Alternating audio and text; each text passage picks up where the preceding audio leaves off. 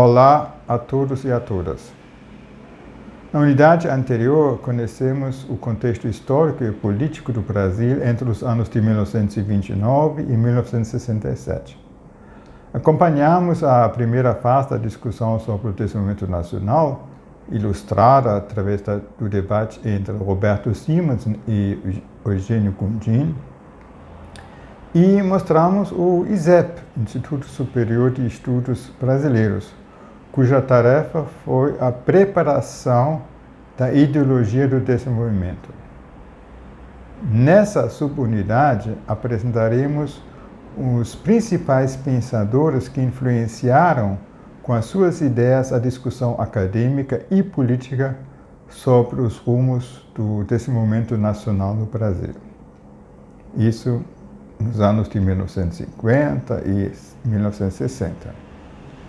Iniciaremos com três autores que tiveram uma grande reputação na discussão internacional e cujas teses se fizeram presentes na discussão brasileira. São Gunnar Myrdal, Ragnar Nurkse e Albert Hirschman. A segunda parte de nossa apresentação dedicamos a dois dos mais importantes autores brasileiros no debate sobre o desenvolvimento nacional: Celso Furtado e Ignácio Rangel. As principais ideias e conceitos que vamos conhecer nessa unidade são subdesenvolvimento, visão estruturalista do desenvolvimento, fatores não econômicos do desenvolvimento, causação circular e cumulativa, ciclo vicioso da pobreza, planejamento e desenvolvimento regional. As discussões sobre os rumos do desenvolvimento do Brasil nos anos de 1950 não aconteceram fora dos debates internacionais sobre o tema. Vou apresentar três autores cujas publicações foram traduzidas para o português e que tiveram papéis de destaque na discussão sobre o projeto nacional desenvolvimentista. São eles Gunnar Myrdal, Albert Hirschman e Ragnar Nurkse. Gunnar Myrdal, um economista sueco, vencedor de um prêmio Nobel em Economia em 1974, se destacou sobretudo pelo seu trabalho nas Nações Unidas, que fizeram dele um profundo conhecedor dos países em desenvolvimento. Myrdal introduz na discussão sobre desenvolvimento o conceito de causação circular e cumulativa, onde ele defende que algumas medidas estratégicas podem colocar um sistema inteiro ao caminho para o desenvolvimento.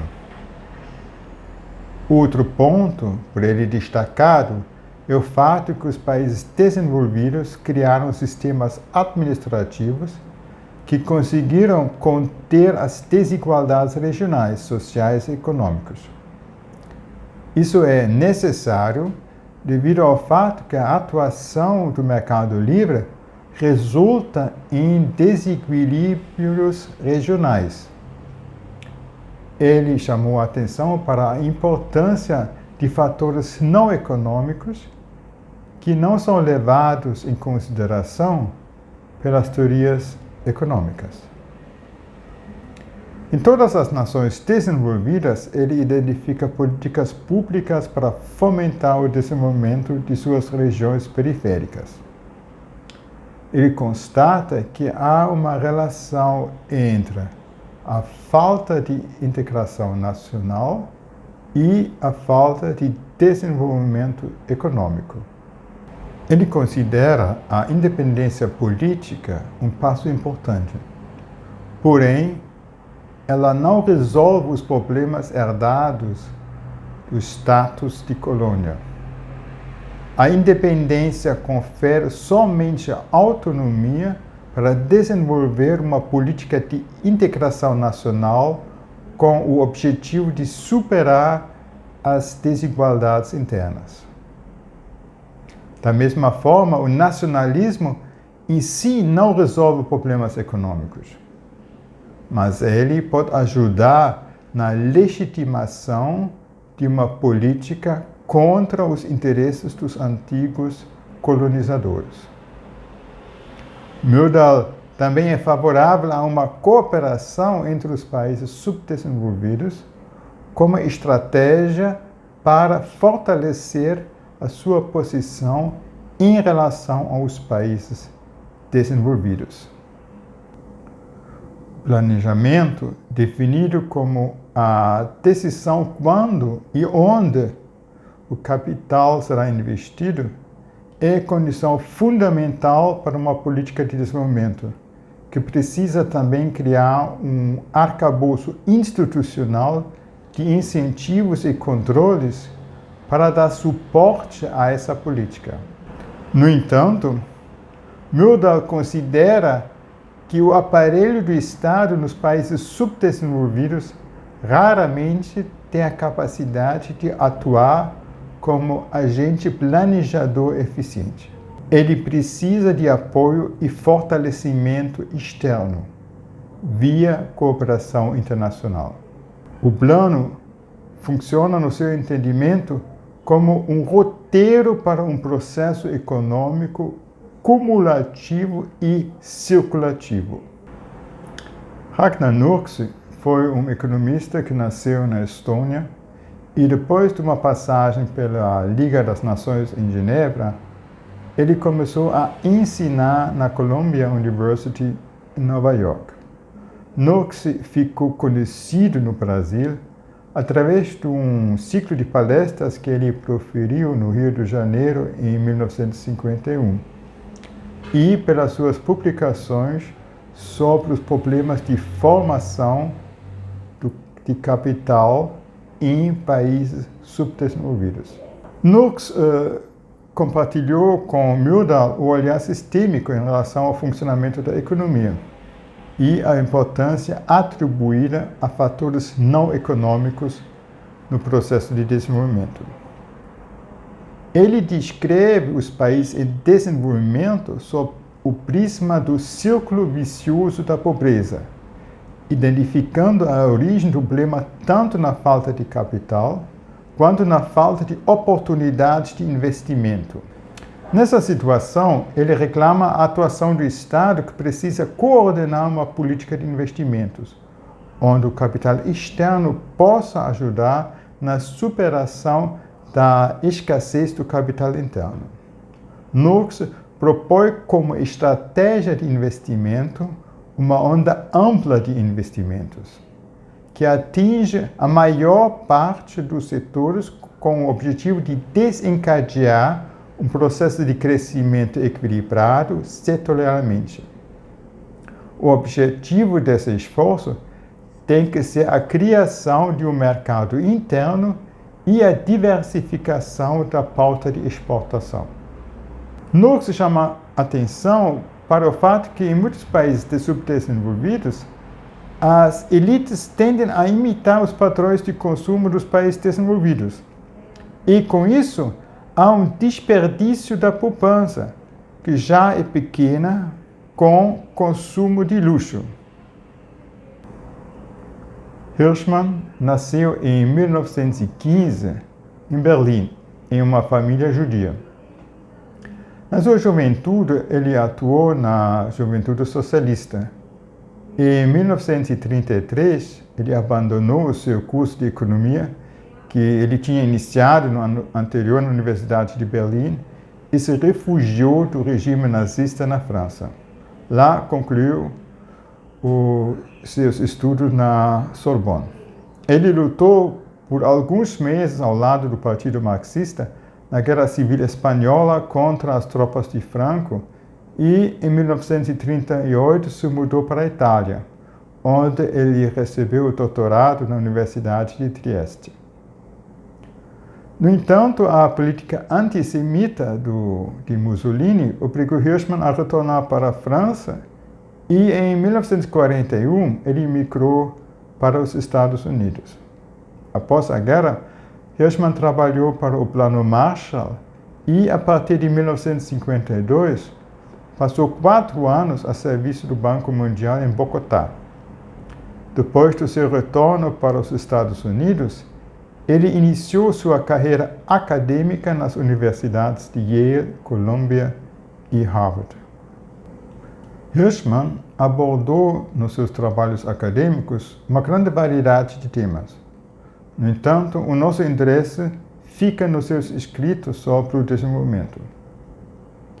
Ele parte do pressuposto que o desenvolvimento econômico dos países industrializados é resultado de um contexto histórico específico e não é possível repetir essa experiência nos países periféricos. Ele associa a falta de desenvolvimento não com uma insuficiência de poupança interna, mas com a escassez de decisões referentes a investimento desse capital. A solução que ele propõe para superar esse problema é uma política que induz a decisões de investimentos. Diferente de Nurks, ele advoga para um crescimento não balançado sob a coordenação do Estado, já que o mercado não garante uma alocação de recursos dentro das necessidades de um processo planejado de desenvolvimento. Hirschman divide com Myrdal a preocupação com as consequências regionais do crescimento econômico e atribui à política de desenvolvimento regional o papel de contrabalançar as tendências das disparidades internas nos países. Apesar de suas especificidades, os 3 autores convergem em vários pontos. Todos enfatizam a importância de fatores não econômicos no processo de desenvolvimento. Todos atribuem ao Estado um papel importante na liderança do processo da modernização. Para isso, o Estado necessita criar capacidades administrativas para atuar de forma eficiente no planejamento, contornar as desigualdades regionais que uma expansão da atividade econômica possa causar e induzir e direcionar investimentos condizentes com a estratégia elaborada no planejamento. A discussão sobre os rumos do desenvolvimento brasileiro teve em Inácio Rangel e Celso Furtado 2 dos seus mais importantes exponentes. Furtado, nascido em 1920 no interior da Paraíba, se formou em Direito pela UFRJ e em 1948 concluiu o seu doutoramento em Economia na Sorbonne de Paris. Atuou entre 1949 e 1957 na CEPAL, na função de diretor da Divisão de Desenvolvimento. E foi ao lado de Raul Prebisch responsável pela elaboração do pensamento da organização. De 1958 a 1959, Furtado foi diretor do Banco Nacional de Desenvolvimento Econômico. E no governo Kubitschek, ele foi responsável pela elaboração do Plano de Desenvolvimento do Nordeste. Esse plano deu lugar à Constituição da Sudene, que o próprio Furtado dirigiu durante 5 anos. Entre 1962 e 1963, ele interrompeu sua estadia na Sudene para se tornar ministro de Planejamento no governo João Goulart. Durante a ditadura militar, ele teve os seus direitos políticos cassados e ele passou entre 1964 e 1967 em várias universidades dos Estados Unidos, da França e da Inglaterra, pesquisando e ensinando economia do desenvolvimento e economia da América Latina. Após a redemocratização, ele atuou inicialmente como embaixador junto à comunidade europeia e depois assumiu o Ministério de Cultura no governo Sané.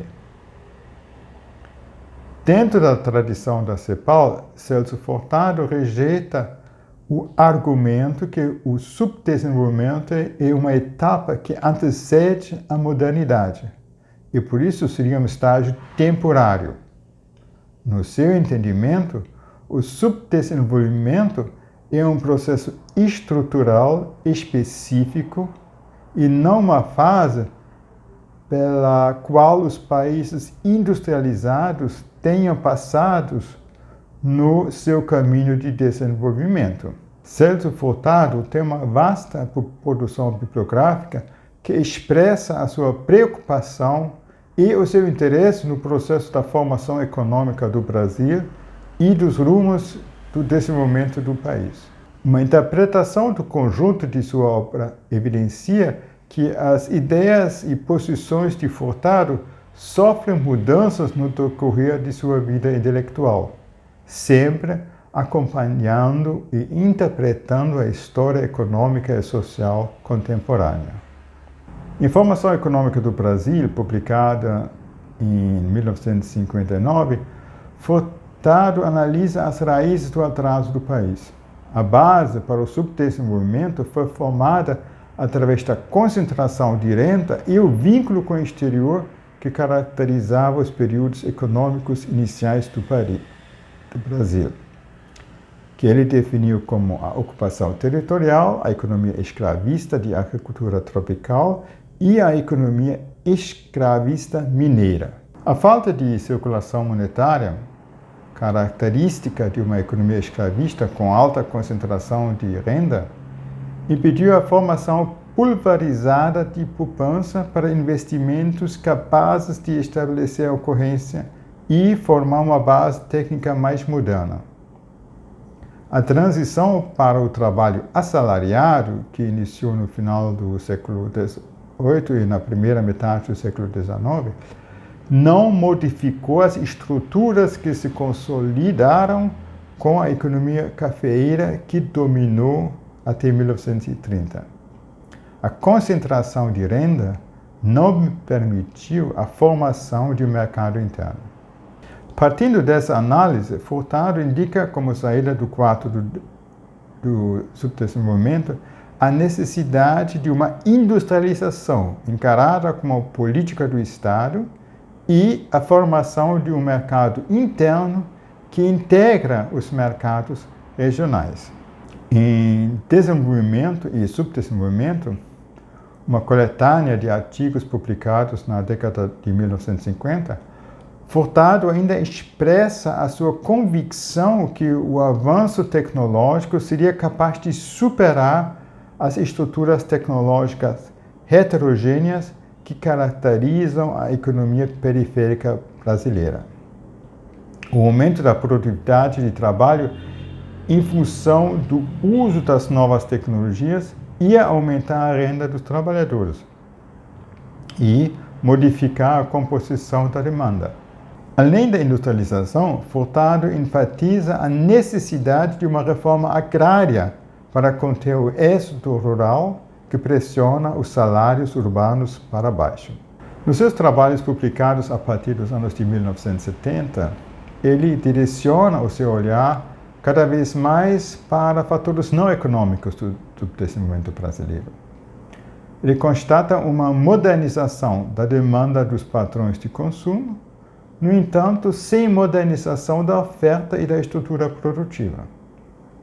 A concentração de renda possibilitou inicialmente a satisfação da demanda no exterior e depois atendeu às necessidades de uma elite cosmopolita através de uma estrutura produtiva focada para a substituição de importações de bens de consumo duráveis. Em outras palavras, o processo de industrialização foi guiado pela modernização dos padrões de consumo, ligados ao estilo de vida da elite. Na obra de Furtado, cujas análises econômicas são altamente respeitadas no conjunto dos economistas brasileiros, há uma debilidade no seu entendimento do Estado desenvolvimentista. Talvez pelo seu envolvimento na política brasileira, ele não analisou com mais profundidade as características do Estado brasileiro como uma organização que não é livre das influências e das intervenções de interesses. Isso fez com que Furtado depositasse, sobretudo nos trabalhos iniciais dos anos de 1950, crédito demais na atuação do Estado desenvolvimentista. Ao lado de Celso Furtado, Ignácio Rangel se destacou através de suas análises da formação econômica brasileira. Inácio Rangel nasceu na cidade de Mirador, no Maranhão. Ele se formou em Direito em São Luís, mas se destacou através de seus estudos econômicos, que eram resultados de seu esforço autodidata de entender a formação econômica do país. Ele teve passagens pela CEPAL e pelo ISEP, e foi durante o governo Vargas integrante do grupo de assessoramento que elaborou os projetos de criação da Petrobras e da Eletrobras. No final dos anos de 1950, ingressou no Banco Nacional de Desenvolvimento Econômico e Social. A sua formação autodidata lhe possibilitou a composição de um referencial teórico que juntou materialismo histórico marxista com as teorias de Keynes e da teoria dos ciclos e crises de Kondratiev.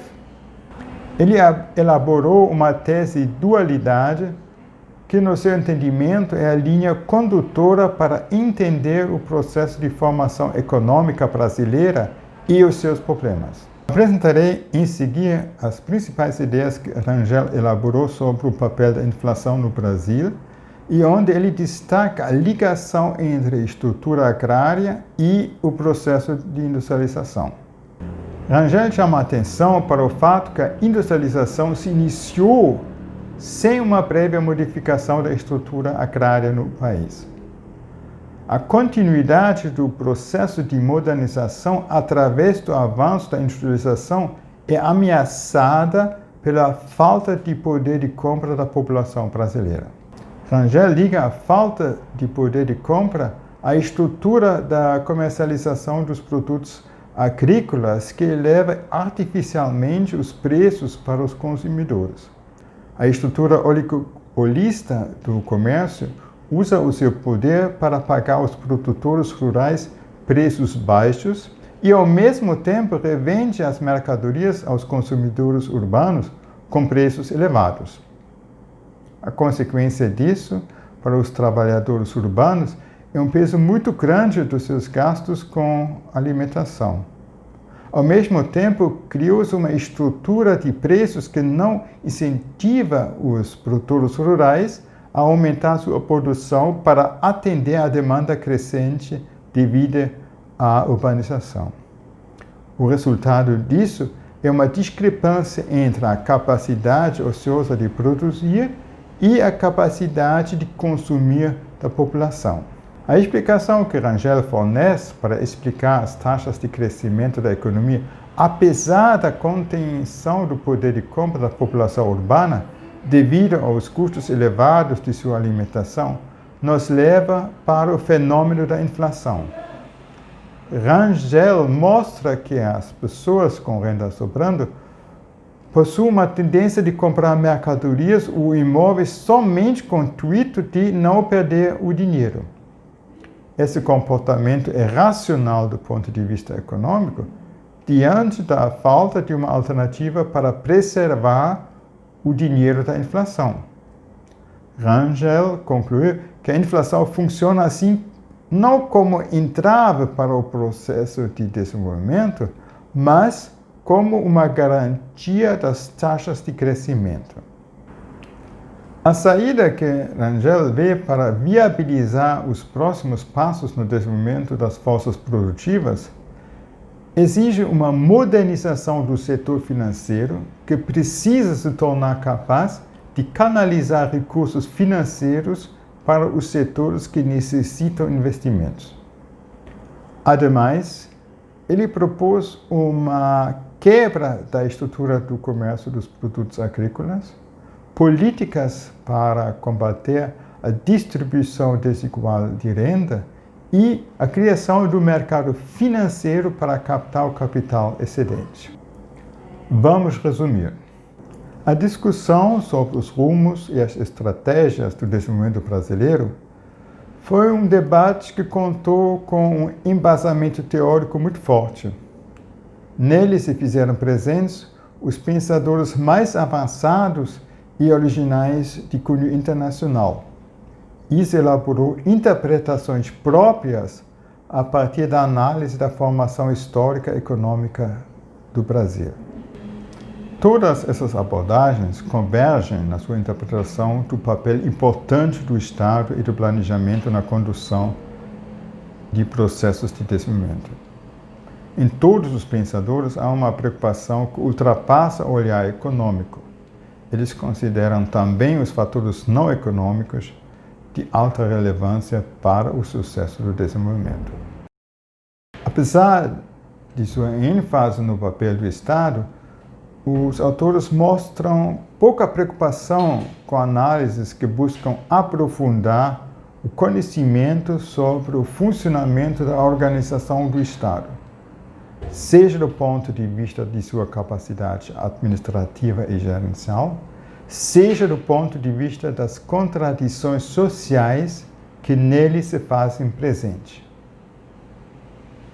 Muito obrigado pela sua atenção.